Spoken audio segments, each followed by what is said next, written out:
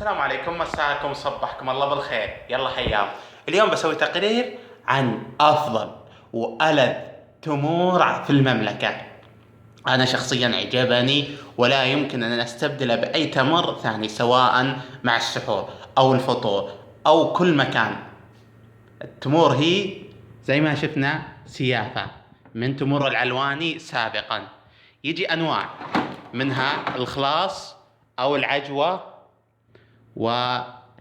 وميزتها بالشيء التالي: اللوز وبالعسل والهيل والزعفران، بمعنى انها محشوة باللوز ومغطاة بالعسل والهيل والزعفران. يجيك صندوق. اول شيء الصندوق جميل وإليجنت، وممكن انك تهديه لأي شخص. نفتحه على بركة الله، وبعد ما فتحناه يصير عندنا صندوق آخر للحفظ على جودة التمر.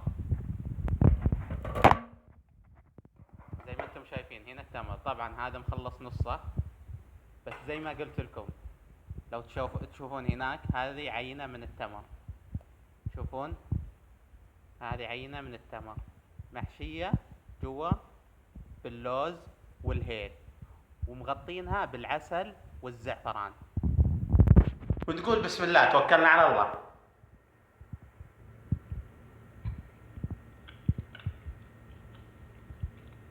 واو يا الله، طراوة الخلاص، تمر الخلاص شيء ثاني، وبدون فصم. هذه نقطة إيجابية. وبرضه تذوق اللوز ولمسة كذا من الهيل، وطعم العسل والزعفران وداها لمرحلة أخرى. فإذا كنتم تبغون تمر أنصحكم فيه.